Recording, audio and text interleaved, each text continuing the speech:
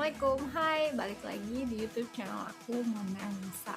Nah, hari ini aku tuh mau sharing dan cerita bahwa letak tumbuhnya jerawat itu bisa mendeteksi kesehatan dari tubuh kita dan organ-organ di dalam tubuh kita. Nah, contoh pertama yaitu di dahi. Kenapa bisa tumbuh jerawat di dahi? Itu bisa karena mendeteksi kesehatan dari kandung kemih dan organ usus kecil kita. Kenapa kayak gitu? Karena adanya ketidakseimbangan, dikarenakan karena pencernaan kita tidak lancar.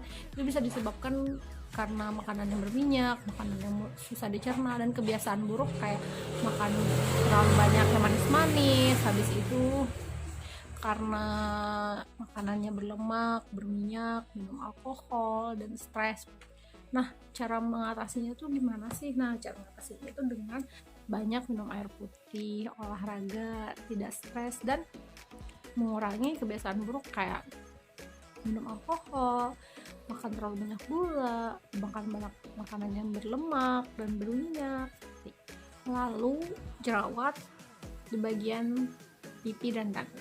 Nah, ini jerawat yang buat aku sendiri itu problem sekali. Jerawat di pipi dan di dagu itu memang jerawat tuh biasanya di sekitar dagu, di sekitar pipi. Nah, itu biasanya dikarenakan sedang mengalami masalah pada paru-parunya. Nah, di sini biasanya seperti orang yang ada penyakit asmanya, habis itu ada terkena polusi udara, kebiasaan buruk kayak merokok, begadang, kurang bergerak atau olahraga seperti itu. Nah, supaya kita tuh bisa menghindarinya itu biasanya dengan mencuci muka setiap mau tidur, ganti sarung bantalnya. Itu berpengaruh karena langsung menyentuh kulit kita kan.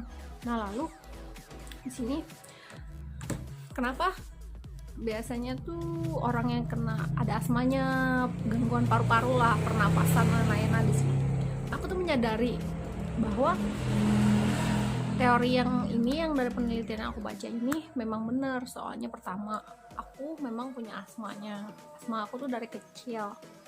Lalu kalau udara polusi, ya memang karena aku kerjanya setiap hari di lokasi pertambangan, dan kalian tahu kan lokasi pertambangan itu panas, debu, itu pasti sudah, karena memang kerjaan aku di lokasi tambang yang memang setiap hari harus turun ke lapangan langsung ngecek keadaan di tambang. Nah, itu jadi aku tuh problemnya di situ. Pertama karena aku punya asma memang, jadi aku tuh mengurangi kena polusi, jadi dengan menggunakan kayak masker setiap hari. Kalau mau ke lapangan aku pakai masker. Lalu banyak minum air putih, itu pasti. Lalu setelah aku saya turun ke lapangan ngecek lapangan, itu aku pasti langsung cuci muka di kantor. Nah,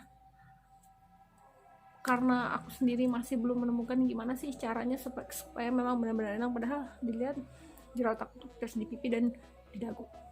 Lalu juga ada yang mengatakan, dan aku pernah baca, bahwa jerawat di dagu itu menyangkut dengan hormon kita yang nggak stabil atau turun naik.